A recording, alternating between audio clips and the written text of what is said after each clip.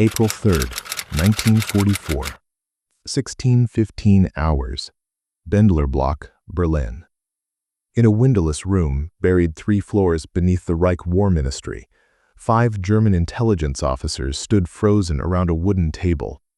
Cigarette smoke hung in the stale air like fog over a battlefield. Reconnaissance photographs, grainy, marked with red ink, covered every inch of the surface. Intercepted radio transcripts. Typed field reports from agents in England.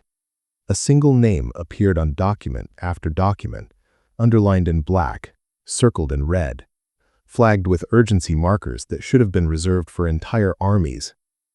George S. Patton. The senior analyst, Major Hans Krieger, traced his finger across a map of southeastern England, his hand trembling slightly. Not from age, from something else, something closer to dread. We are allocating more resources to track this one American than we are spending on Eisenhower, Montgomery, and Bradley combined. Outside that room, the Wehrmacht was fighting a 3-front war. The Eastern Front was collapsing. Italy was bleeding divisions. The Atlantic Wall stood incomplete, waiting for an invasion everyone knew was coming. Yet here in the heart of German military intelligence, the machinery of the Reich had become obsessed with a single man. They had no idea they were staring at the one weapon that would break them. The obsession began in November 1942, though German intelligence didn't recognize it immediately. Operation Torch, the Allied invasion of North Africa, was supposed to be America's clumsy entrance onto the European stage.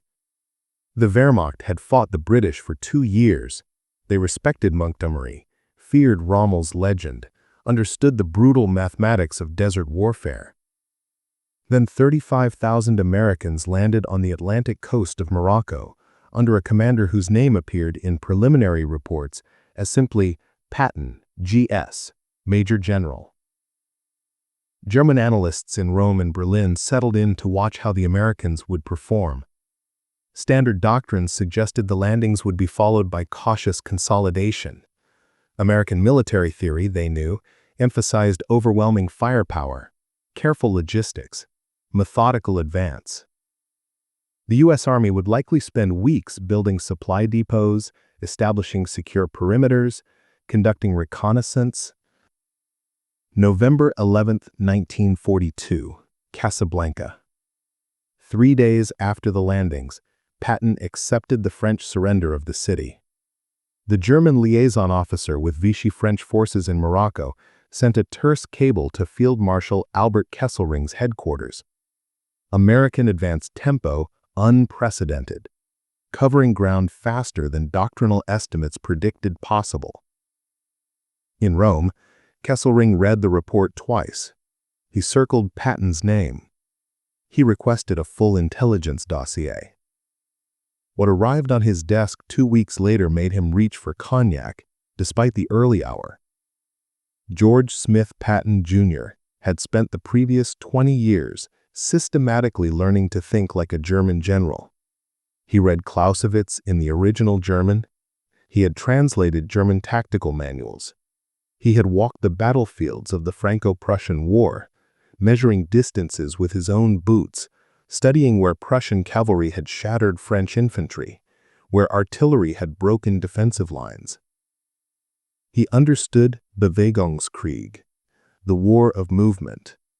He had absorbed the lessons of 1918, when Ludendorff's stormtrooper tactics nearly tore the Western Front apart. He knew not just what German doctrine said, but why it said it, the philosophical foundations beneath the tactics. Kesselring set down the file and stared at the wall of his office. "Mein Gott," he muttered to his aide. "They've created one of us."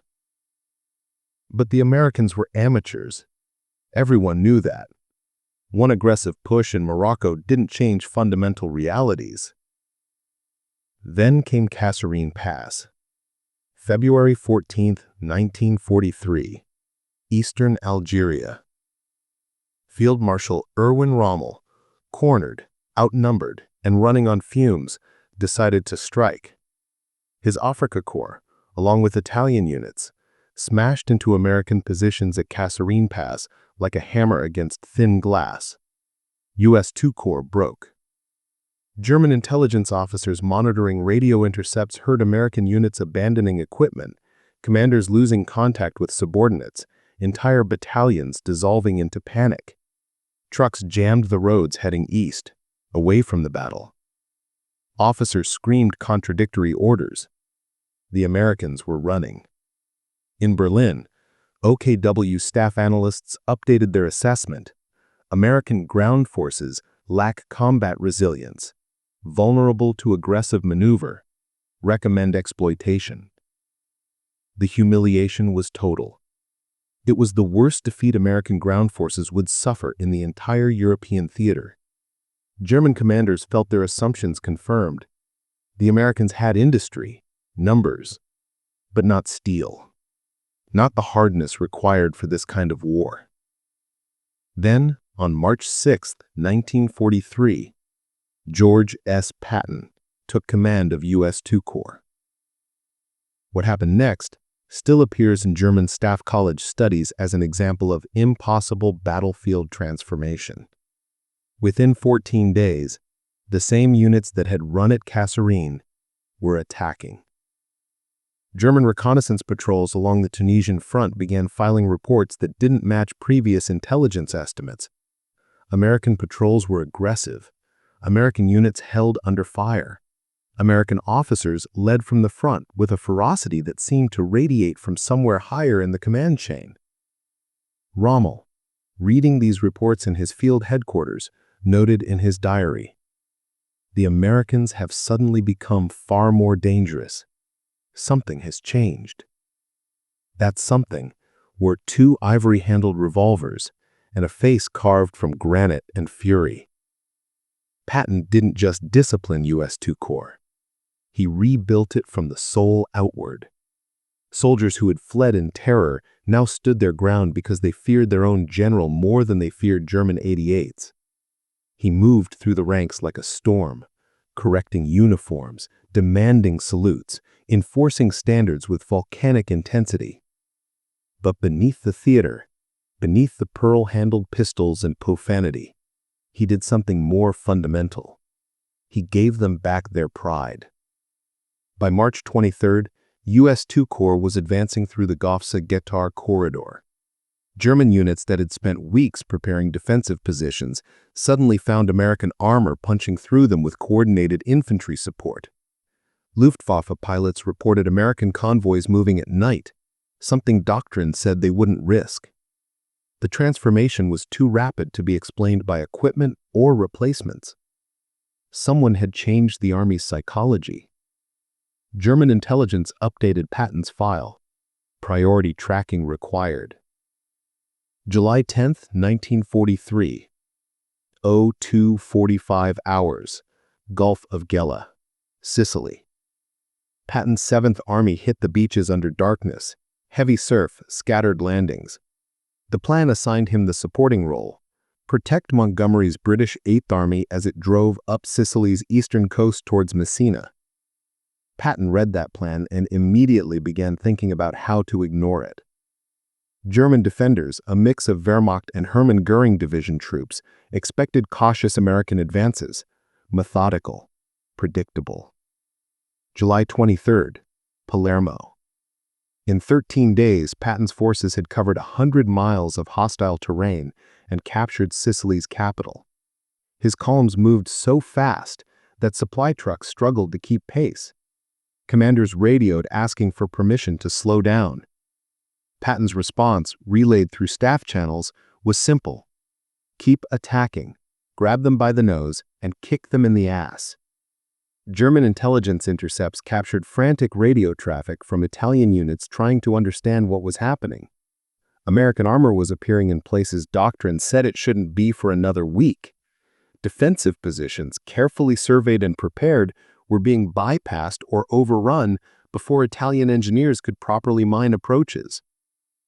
General Lieutenant Friedrich von Singer in Etherlin, commanding German units in western Sicily, filed a report that would later be studied in Wehrmacht staff colleges. Enemy commander demonstrates panzer mentality, exploits gaps with immediate violence, permits no stabilization of defensive positions. The race to Messina became legend. Montgomery's Eighth Army, with the direct route and the starring role, ground forward against stiffening resistance. Patton's supposed supporting Seventh Army drove across mountains, through towns, over terrain that maps marked as difficult for armored operations. August 18, 1943. Messina. Patton arrived first. 198 miles in 38 days of continuous combat. He had started farther from the objective than Montgomery, faced worse terrain, and beaten the British by hours. In Rome, Kasserine read the after-action reports with growing unease. One passage he underlined 3 times. Enemy commander exhibits operational philosophy more consistent with German mobile warfare doctrine than Allied caution. Recommend treating as primary threat. Then George S. Patton nearly destroyed himself. August 3, 1943, 15th Evacuation Hospital, Sicily. Patton walked between rows of wounded soldiers, his face rigid, hands clasped behind his back. Bandages, blood, the smell of antiseptic and gangrene. Men missing limbs, men with faces burned by tank fires. Then he reached a soldier sitting on a cot, unmarked, visibly shaking. "What's your problem?" Patton demanded. "It's my nerves, sir. I can't take it anymore." What happened next would nearly end Patton's career and briefly give German intelligence hope that their most dangerous enemy might be removed from the board. Patton exploded. He struck the soldier with his glove, screamed accusations of cowardice, drew one of his revolvers, and threatened to shoot him on the spot. Medical personnel pulled him away. 7 days later, at the 93rd Evacuation Hospital, he did it again. Another soldier with battle fatigue, another volcanic eruption of rage and violence. When word reached Eisenhower, the Supreme Commander was coldly furious. When the press learned about it, newspapers exploded with condemnation. Members of Congress demanded Patton's immediate relief and court-martial. In Berlin, intelligence officers monitoring Allied press coverage allowed themselves cautious optimism. They had already concluded that Patton was the Allies' most dangerous ground commander, a man who thought and fought like a German panzer leader, but with American industrial might behind him. If the Americans chose to destroy him over a political scandal, it would be an extraordinary gift. But Eisenhower made a different calculation. He reprimanded Patton severely, forced him to apologize publicly, removed him from command, and buried him in disgrace. But he didn't fire him. He kept him in England, out of sight, waiting. German analysts saw this decision for exactly what it was. The Americans valued Patton too much to waste him, which meant he would be saved for something crucial. The question was, what? January 1944. Southeastern England. German reconnaissance flights over England photographed massive troop concentrations in Kent and Sussex, the counties directly opposite the Pas de Calais, the narrowest point of the English Channel. Agents on the ground reported American convoys, tank parks, supply depots. Radio intercepts confirmed heavy communications traffic from 1st U.S. Army Group headquarters. And commanding this force, according to multiple intelligence sources, Lieutenant General George S. Patton. In Berlin, the pieces fell into place. Field Marshal Gerd von Rundstedt, Commander-in-Chief West, studied the intelligence maps with growing certainty. The Allies wouldn't put their most aggressive, effective commander in charge of a deception. They wouldn't waste Patton on a supporting operation. Therefore, wherever Patton stood must be the Schwerpunkt, the main point of attack. The logic was perfect. The analysis was flawless. The conclusion was exactly what Allied deception planners wanted them to believe. Because 1st U.S. Army Group didn't exist. The tanks in those aerial photographs were rubber inflatables. The aircraft were plywood. The supply depots were painted canvas. The radio traffic was carefully scripted theater performed by a handful of operators. The entire massive force was a ghost. Operation Fortitude, the most successful strategic deception in military history. And the key to making Germany believe that ghost was real was putting George S. Patton's name on it. June 6, 1944, 0630 hours, Normandy beaches. When Allied troops came ashore 150 miles west of the Pas de Calais, Rundstedt and his staff watched with mounting tension. Was this the real invasion, or a feint designed to pull reserves away from where Patton would strike? In Berlin, Hitler stared at maps and refused to release the panzer divisions near Calais. Patton was still in England. The main blow must still be coming. For 6 weeks, as Allied forces bled and died in the Norman hedgerows, fighting for every field and stone farmhouse, powerful German armored formations sat idle near Calais, waiting for an attack that would never come. The 15th Army, an entire field army, remained pinned by the shadow of a man who wasn't even there. August 1st, 1944, 1200 hours, Normandy. George S. Patton officially took command of 3rd U.S. Army. German intelligence officers monitoring Allied radio traffic recognized the signal protocols immediately. Their nightmare had just walked onto the battlefield. Within 72 hours, 3rd Army achieved something that military analysts still study. They transformed a grinding attritional battle into a war of movement so rapid that German commanders lost the ability to track it. August 3rd, Avranches. Patton's armor poured through the narrow gap at Avranches, one of the most vulnerable moments in American operations, a massive army funneling through a single choke point that German counterattacks nearly closed. Standard doctrine said to pause, consolidate, secure the breakthrough before exploiting it. Patton ordered his divisions to keep moving, day and night. No pause, no consolidation. Drive. By August 10th, 3rd Army units had covered more than 150 miles, penetrating deeper into France in 1 week than Allied forces had managed in 2 months of Normandy combat. German intelligence officers stared at maps that no longer made sense. They would mark 3rd Army's forward positions based on the most recent reports, then receive updates hours later showing American columns 50 miles beyond those positions. Supply lines that couldn't possibly sustain such rapid advance somehow kept the armor moving.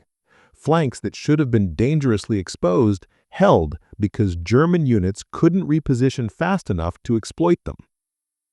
August 12th, near Le Mans. General der Panzertruppen Heinrich Eberbach, commanding German armor trying to contain the breakout, sent a message to Field Marshal Günter Kluge that would later become infamous. Enemy armored spearheads are moving faster than our intelligence can track them. Frontline situation maps are obsolete within hours of creation. This was the moment when German doctrine broke against American execution.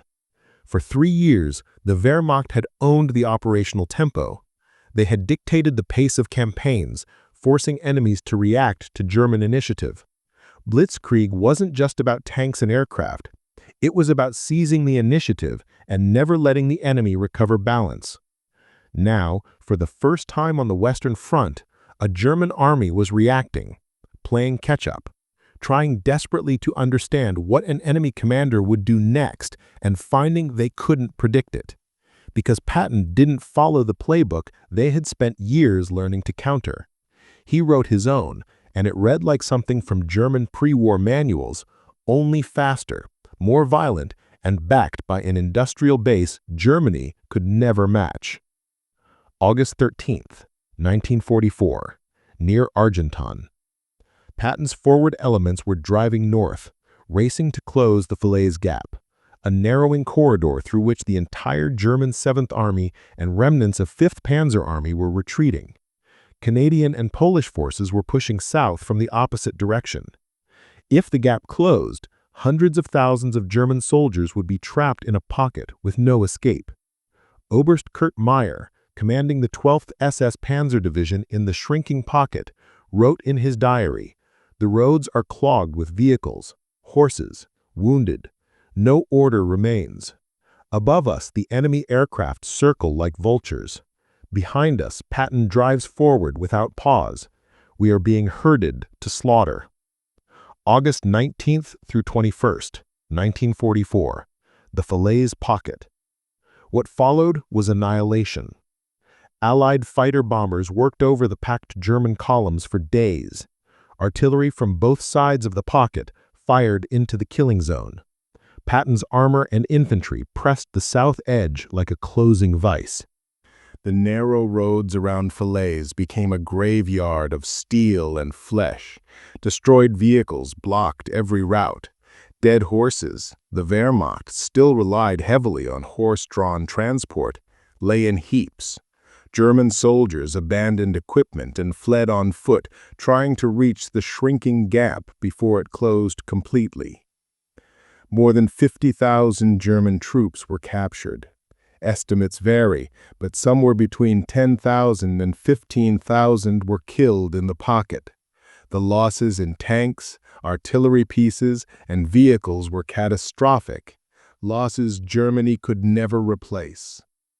Generalleutnant Heinrich von Leutwitz, who commanded the 2nd Panzer Division and somehow escaped the pocket, later described it.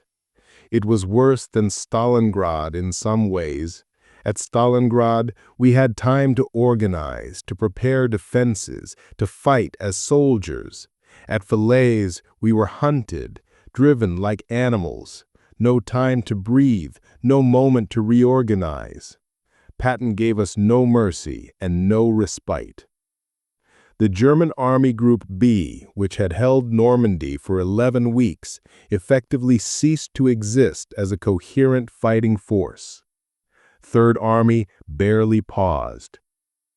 August 25th, Seine River crossings. While other Allied armies were still fighting through Norman bocage, Patton's spearheads were already across the Seine, racing toward Paris and the German border beyond. December 16th, 1944, 05:30 hours, Ardennes Forest. Germany's last great gamble in the West exploded through the fog-shrouded forests of Belgium. Operation Wacht am Rhein. 24 divisions, including powerful SS Panzer formations, erupting through thinly held American lines. The plan was audacious. Split the Allied armies, capture Antwerp, force a negotiated peace in the West so Germany could concentrate on the Soviet steamroller grinding toward Berlin from the east. The 101st Airborne Division was encircled at Bastogne, a critical road junction. German armor pressed westward. American units retreated in confusion. The surprise was total. December 19th, 1944. Verdun. Eisenhower convened an emergency conference. His field commanders gathered around maps showing the German breakthrough, a massive bulge driven into American lines. "The situation is serious, but I want positive attitudes. We must counterattack." He looked around the table. "How quickly can each of you mount a relief operation?" The answers came back in terms of weeks. Rotating entire armies wasn't a light switch. It required disengaging from current operations, shifting supply lines, coordinating movement on winter roads, clogged with retreating refugees and scattered units. Then Patton spoke. "I can attack with 3 divisions in 48 hours." The room went silent. Several generals looked at him as if he'd lost his mind. You didn't turn an army 90 degrees and hurl it into a new battle in 2 days. It violated every logistical principle, every staff planning timeline, every reasonable assessment of what large military formations could physically accomplish. General Omar Bradley later recalled, "I thought he was being Pattoned again, making a grandstand promise he couldn't possibly keep." But Patton wasn't grandstanding. He had seen this offensive coming. His intelligence chief, Colonel Oscar Koch, had warned him weeks earlier that German divisions were disappearing from the line, massing somewhere out of sight. While most Allied intelligence officers dismissed the possibility of a major German offensive, the Wehrmacht was beaten, exhausted, incapable of strategic surprise. Koch kept pressing the case, and Patton listened. Without announcing it, without fanfare, he had ordered his staff to prepare contingency plans for exactly this scenario. If the Germans attacked toward Bastogne, how would Third Army respond? Which routes would they use? Which divisions would lead? Where would supply depots need to shift? The planning was complete. The orders were drafted. They sat in folders waiting for the moment they might be needed. December 19th, 1944, 1400 hours. Patton made one phone call to his headquarters. Third Army began turning north. December 20th through 21st, 1944. More than 250,000 men and tens of thousands of vehicles started moving in blizzard conditions across roads the Army Corps of Engineers said were impassable. German planners, confident they had at least a week before any major Allied counteroffensive could form, monitored the situation with professional satisfaction. The Führer's gamble was working. The Americans were disorganized, scrambling to understand what hit them. Then reconnaissance reported American armor moving north from the Saar region, in strength, moving fast. It didn't make sense. Third Army was in the middle of offensive operations in the Saar Palatinate. You couldn't just pull an entire field army out of one battle and throw it into another. Not in 2 days. Not in winter. Not across that terrain. December 22nd, 1944, Bastogne. The 101st Airborne, surrounded and under siege, received an ultimatum from German forces: surrender or be annihilated. Brigadier General Anthony McAuliffe's response entered history: nuts. But the defenders knew they couldn't hold indefinitely. German armor was pressing from all sides. Artillery was systematically destroying the town. Medical supplies were running out. If relief didn't arrive soon, the situation would become untenable. The paratroopers could hear the fighting to the south growing closer. Closer. December 26th, 1946, 1645 hours. Lieutenant Colonel Creighton Abrams, 37th Tank Battalion, spearhead of the 4th Armored Division, punched through German encirclement lines and reached Bastogne. Third Army had covered over 100 miles in winter conditions, engaged German forces across the entire south flank of the Bulge, and broken through to the besieged town in 72 hours. German staff officers reviewing the operation after the war used words like impossible and unprecedented.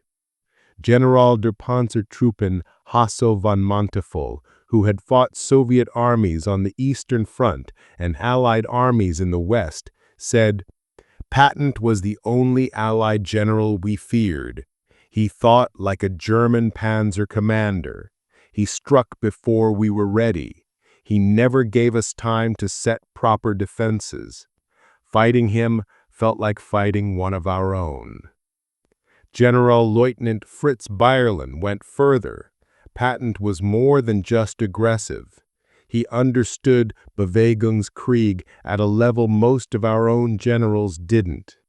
He knew that modern warfare isn't about holding ground, it's about destroying the enemy's ability to fight. He pursued that goal with a clarity and ruthlessness that reminded us of Rommel. Only Patton had American resources behind him, which made him unstoppable. The fear wasn't just about his tactical skill or operational speed. It was something more fundamental and more disturbing. German generals had spent their careers mastering a philosophy of war built on speed, shock, and relentless exploitation of weakness. They had refined these concepts for decades, written manuals about them, trained entire armies to execute them. Blitzkrieg wasn't just a tactic, it was a complete way of thinking about how war should be fought. Then they met an enemy who had spent 20 years studying their philosophy, absorbing their lessons, learning to think like them. And when that enemy commanded an army, he used their own doctrine against them with industrial might they could never match. Patton understood that modern war was psychological as much as physical. The goal wasn't to methodically push back enemy forces, it was to shatter their ability to organize coherent resistance. You moved so fast that enemy commanders couldn't coordinate responses. You struck before they finished planning defenses. You created chaos in their rear areas, cutting communications, disrupting supply lines, forcing them to react to your initiative rather than executing their own plans. German generals recognized this approach because they had invented it. Watching Patton execute it against them felt like looking into a mirror, only the reflection was stronger, faster, and backed by an industrial base that could replace losses faster than they could inflict them. In the spring of 1944, in that windowless room beneath Berlin, German intelligence officers stared at files on George S. Patton and asked themselves a question they never wanted to answer. What happens when your own doctrine is used against you by someone who understands it better than you do? They had built the Wehrmacht on principles of mobile warfare, operational tempo, and psychological shock. They had used those principles to conquer most of Europe in less than 2 years. They had believed that no one could match them at their own game. Then came a man who had spent decades learning their language, studying their battles, absorbing their philosophy, not to copy it, but to master it so completely that he could wield it with a precision that terrified them. Patton wasn't trying to fight the way Americans traditionally fought. He was fighting the way Germans fought, only better, faster, more relentlessly. And the Germans had no counter for it. The obsession that consumed German intelligence in 1944 wasn't professional paranoia or bureaucratic overfocus. It was recognition, the horrifying recognition that they had met their match and he wore an American uniform. Field Marshal von Rundstedt's post-war assessment wasn't just professional respect. It was the admission of a master who had encountered someone operating on his level but with advantages he could never possess. Patton was the supreme master of mobile warfare among the Allies. That single sentence carried the weight of 3 years of fear, the accumulated terror of watching a man systematically dismantle German armies using German methods, the creeping realization that the advantage they had wielded so effectively for so long now belonged to their enemy. From the North African desert to the forests of the Ardennes, George S. Patton forced the Wehrmacht to experience what they had inflicted on others. The disorientation of facing an opponent who moved faster than you could think, who attacked before you were ready, who gave you no time to recover balance. The Germans feared him because he proved something they desperately didn't want to believe. Their vaunted doctrine wasn't a uniquely German gift. It was a learnable skill. And in the hands of someone with American resources and industrial power, that skill became a weapon they could never defeat. In the end, the obsession that consumed German intelligence in 1944 wasn't about one general, it was watching their own philosophy weaponized against them. Watching everything they had built and perfected turned into the instrument of their destruction. George S. Patton didn't just beat German armies. He beat them using the very methods they had created. And that, more than any defeat on any battlefield, was the mirror they could never stop looking into, the reflection that showed them what they had become, masters of a doctrine now wielded against them by someone who understood it better than they ever would.